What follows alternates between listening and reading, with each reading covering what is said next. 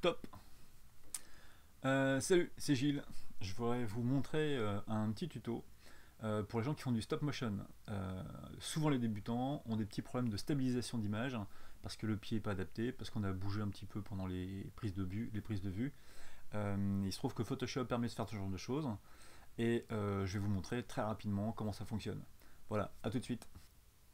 Ok, donc l'idée c'est donc d'utiliser Photoshop pour stabiliser des images. Donc on va aller dans le menu fichier et puis on va aller chercher dans les scripts la fonctionnalité de charger les fichiers dans une pile.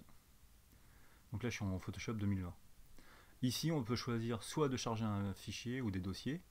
Donc là je vais chercher quelques fichiers, je ne vais pas prendre toute une séquence, je vais prendre quelques fichiers, une dizaine. Et puis on va demander à Photoshop de, pendant son installation, pendant l'importation des images, on va lui demander de tenter d'aligner automatiquement les images sources. Donc une fois qu'on a fait ça, il charge tous les fichiers, chaque calque est nommé avec le nom de l'image, et il va stabiliser toutes les images en les déformant et en les repositionnant. On peut d'ailleurs voir que sur le pourtour, eh bien, on a les images qui sont peut-être un peu plus courtes et légèrement déformées. Le problème c'est que si on les exporte comme ça, on va se retrouver, alors déjà on peut voir que chaque image est rigoureusement bien stabilisée. D'accord, il n'y a plus de décalage, il n'y a pas de décalage de chevrons, enfin de tenons, pardon. Le problématique c'est que si j'exporte ces images là telles quelles, eh bien en fait Photoshop va m'exporter des bouts d'images sans les bords transparents qu'on vient de voir. Donc d'abord il faut faire en sorte qu'il n'y ait plus de fond transparent. Alors pour faire ça, on va créer un calque, voilà, on va le remplir avec du blanc.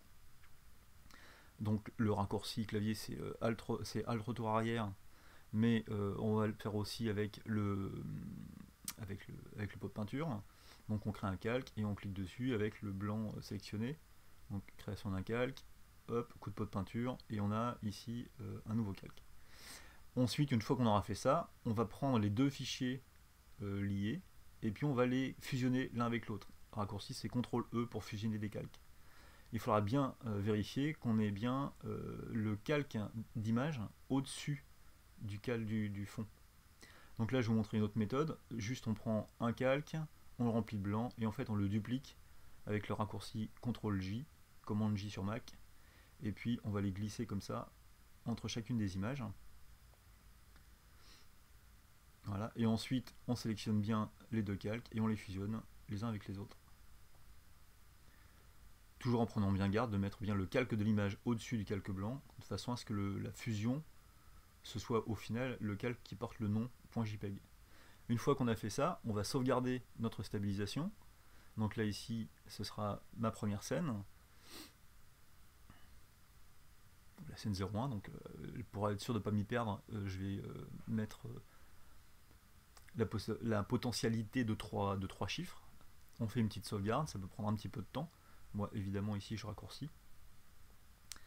Et ensuite, on va pouvoir générer des fichiers d'images.